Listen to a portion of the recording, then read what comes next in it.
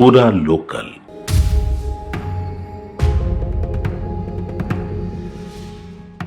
EMI ఈ ఒక్కటే ఇప్పుడు భారతీయుల జీవితంతో చెలగాటమాడుతుంది. భారతీయుల జీవితంలో ఇది ఏకంగా ఓ భాగంగానే మారిపోయింది. చిన్న వస్తువు నుంచి పెద్ద వస్తువు వరకు, కారు నుంచి ఇంటి వరకు ఏది కొనాలన్నా కూడా ఇప్పుడు ఈఎంఐయే కావాల్సి వస్తుంది. గతంలో పొదుపు సూత్రాలను మర్చిపోయారు ఇప్పుడు ప్రజలు. లగ్జరీ జీవితం వైపు మల్లుతున్నారు. అప్పు చేసైనా పప్పు కూడు తినాలి అనే టైప్లో మారిపోయారు. తాజా గణాంకాల ప్రకారం సగటు భారతీయుల ఖర్చుల ధోరణిని పరిశీలిస్తే ఎక్కువ సంపాదనలో ఈఎంఐ చెల్లింపులకే పోతున్నట్టు తేలింది. దేశంలో 70% మంది ఫోన్లను ఈఎంఐలపైనే కొంటున్నారని తేలింది. స్మార్ట్ ఫోన్ల వినియోగం పెరిగిన తర్వాత కనీసం 10,000 రూపాయల విలువైన ఫోన్ కొనాలన్నా ఈఎంఐ దిక్కుగా మారిపోయింది.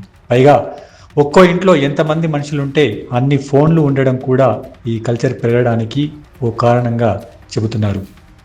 ఇక సెకండ్ కేటగిరీలో ఎక్కువగా కార్లను ప్రజలు రుణాలపై కొంటున్నట్టు తేలింది. రోడ్లపై తిరుగుతున్న కార్లలో దాదాపు 80% ఈఎంఐలపై కొన్నవేనని తెలిసిపోయింది. అంటే కారు కొనడానికి కనీసం 10 లక్షల రూపాయలు అయ్యాయనుకుంటే ప్రజల వద్ద ఆ మాత్రం సేవింగ్స్ కూడా ఉండటం లేదని ఇది స్పష్టం చేస్తుంది.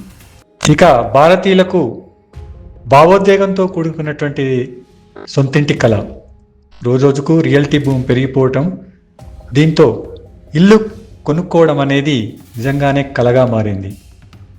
అయినా కూడా ఇంటి కొనుగోలు మాత్రం ఆగడం లేదు. అంతేకాదు లగ్జరీ ఇళ్లను 1కి 2 కొంటూ పోవడం కూడా కనిపిస్తోంది. అయితే ఈ ధోరణి మధ్యతరగతి భారతీయుల బడ్జెట్కి అందని స్థాయిలకు ఇళ్ల రేట్లను చేర్చింది. దీంతో చాలామంది తమ సొంతింటి కలను నెరవేర్చుకోవడం కోసం రుణాలపై ఆధారపడాల్సినటువంటి పరిస్థితి ఏర్పడింది. దేశంలో 60% ప్రజలు హోమ్ లోన్ ఈఎంఐ చెల్లింపుల చక్రంలో ఇరుక్కున్నట్టు ఈ గణాంకాలు చెబుతున్నాయి.